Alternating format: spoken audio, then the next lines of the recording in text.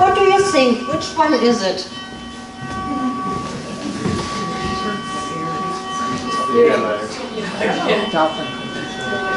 Then I said was the brown one. It's this one, it's the chin, special. And you heard a dolphin.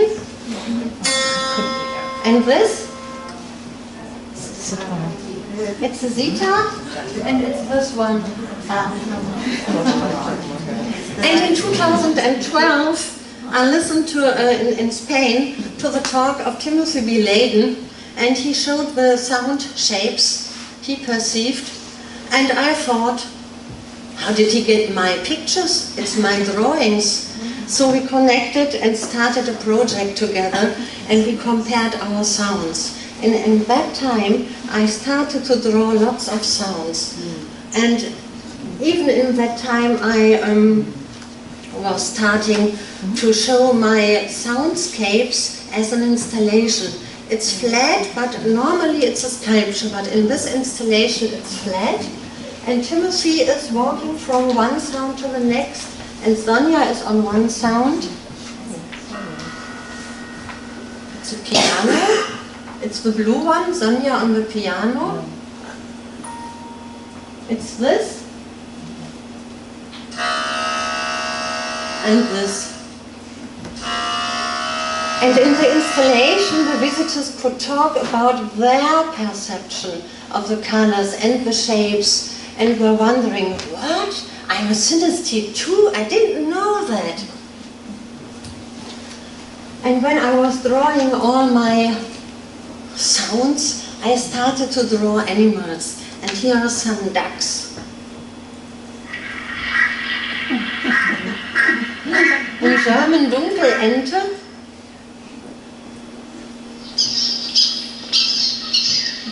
Number 2, Brautente. Mandarinente. Do you hear it like...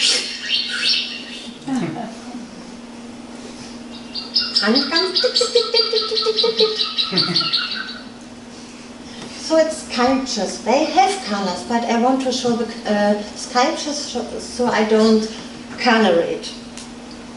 And when we started to compare our sounds, Timothy and I, we were creating special sounds, sending us the sounds, drawing it, and when we both drawed it, we showed the drawings.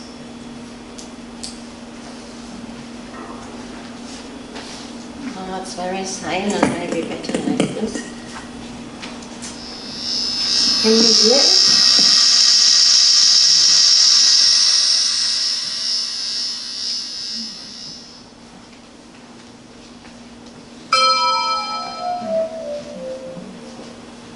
And we were wondering about the same shapes. So it's possible to see the same shapes. And I loved dress very much, so I did a sculpture from it. It was very expensive, 650 euro. It's this size, laser sintered. And in here is a small computer, so the visitors could listen through the headphones to the sound. And tastes also have color, shape, and also material quality.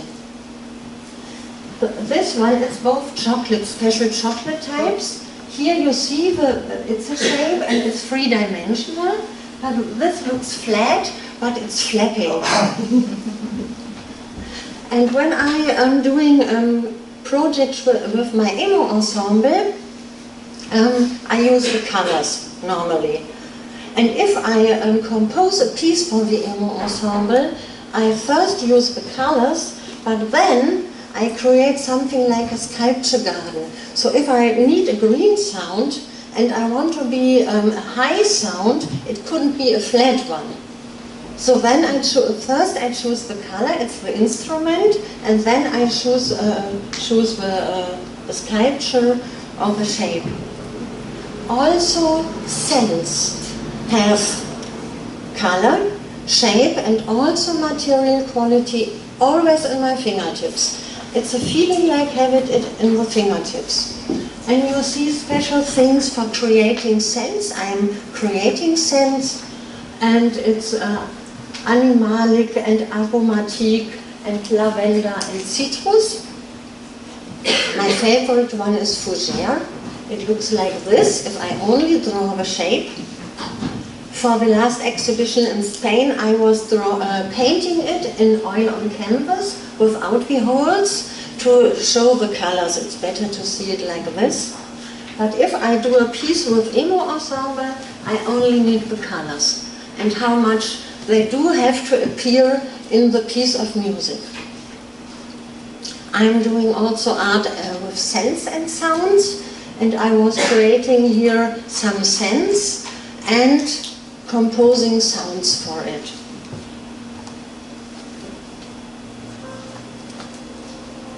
Can you hear this? It's ginger.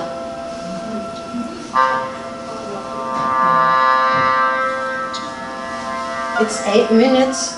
It's too long. So I will give you some coffee with it. No, I killed the coffee.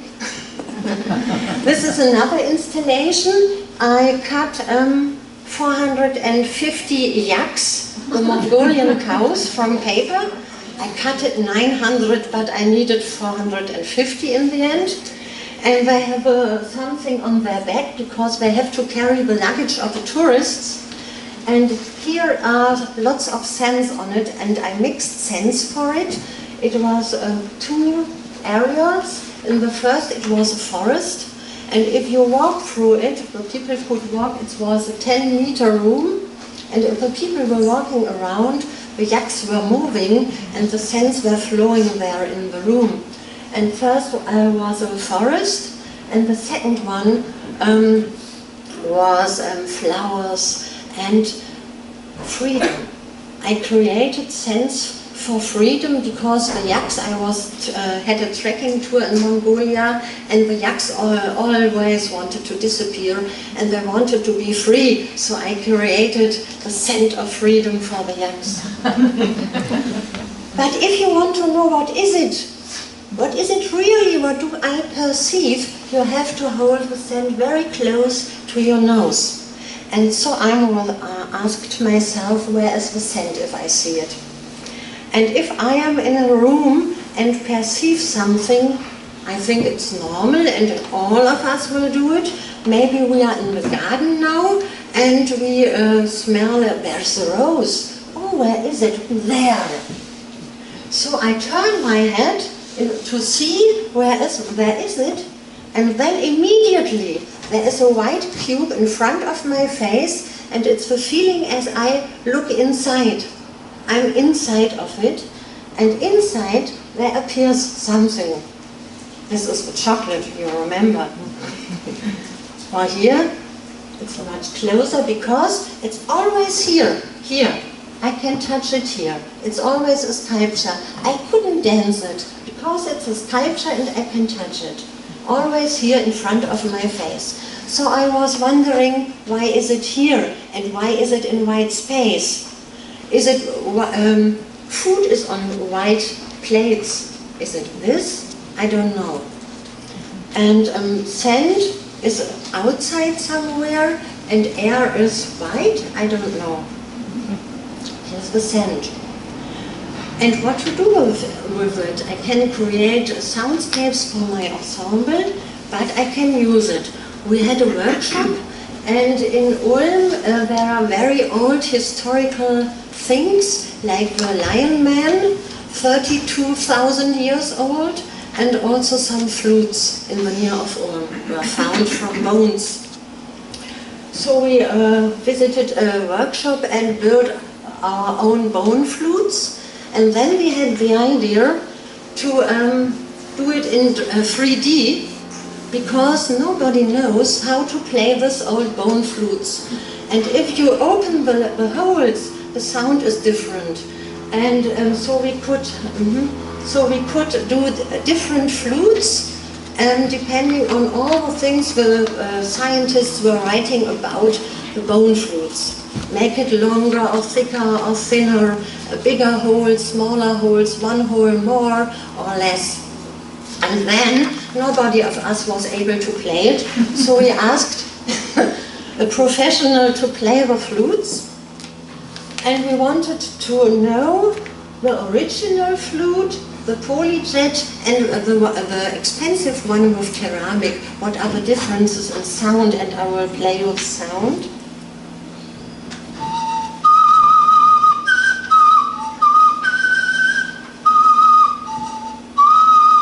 It's the bone flute.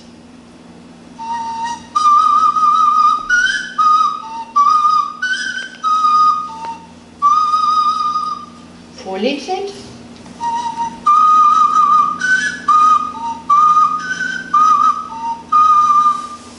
Not easy.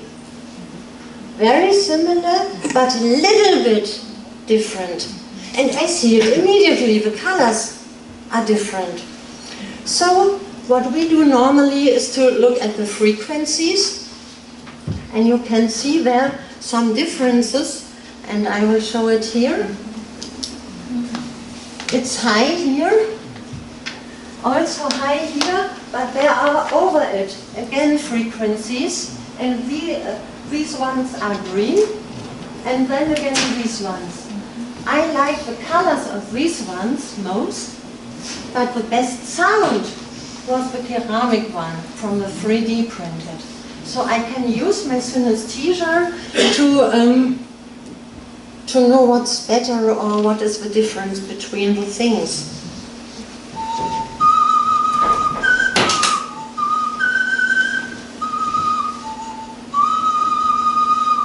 Polyjet.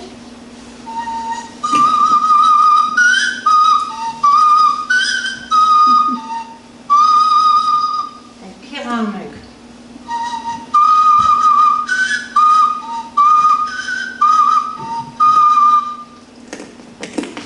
So I can say, my visual brain is faster. Yes, because I perceive it immediately. And I have it as a slide in my head. They are always here on the left side somewhere.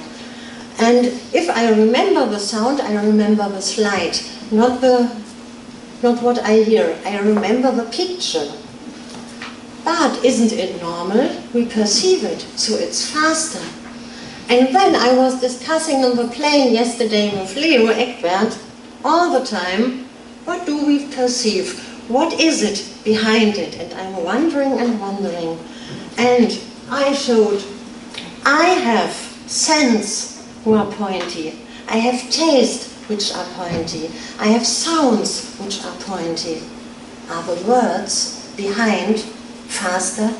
Is it the words inside my brain? Because all these pointies is a feeling. You can't hear pointy. You can't, it's a feeling, so it's all mixed. Maybe the words are behind, so I don't know what it is. And I'm happy to hear all your talks, and maybe we will find an answer in the next years or on this conference, and I will say thank you.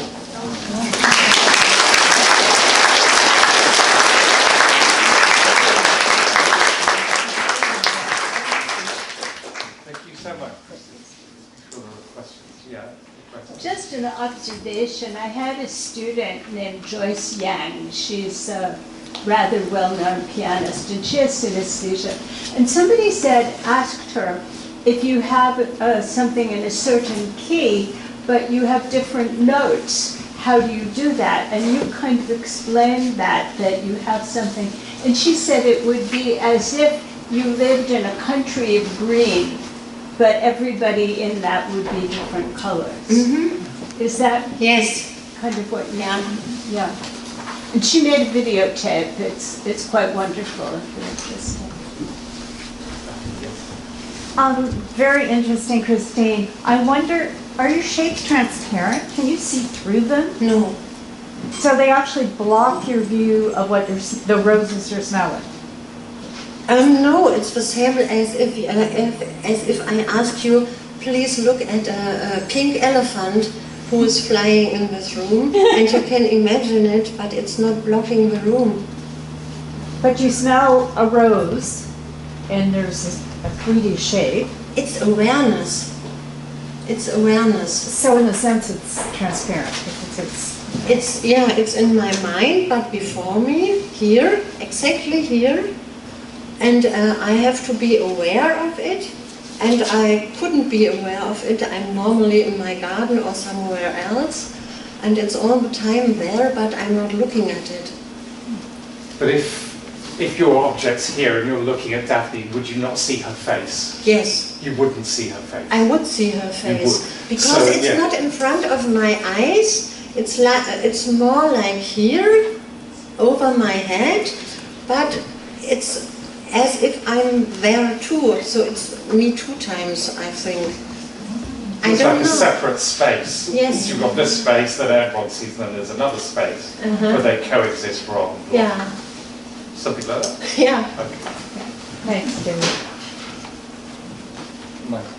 I could feel that if you have a specific color for a specific genre of instrument, and you hear the instrument, and the sound coming from a specific direction, are the colors and shapes in the same direction and the same location where you perceive the sound, or is it a different space? If I'm sitting in the middle of 2 boxes, it's in front of me, in the middle. If there is a concert, it's over the players. If my students are talking, I can say, yes, you both were talking, I saw the sculpture. So it's where the sounds appear. In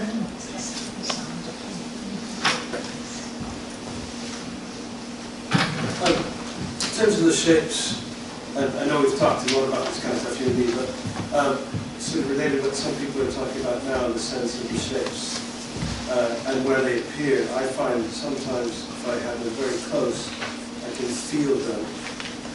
In your face? On my face, in my ears, sometimes inside my hands and around, like physical objects. Do you ever get that feeling like they actually become tactile? I only can touch it with the fingertips. I have a feeling here, but not on my body. So you do get like almost physical sensations on your fingers? Yes, and even if the sound is there in the end of the room, I feel it, the material quality in my fingertips. And I think these are the words. I don't know, maybe. Thank you. Okay, thank you so much, Chris.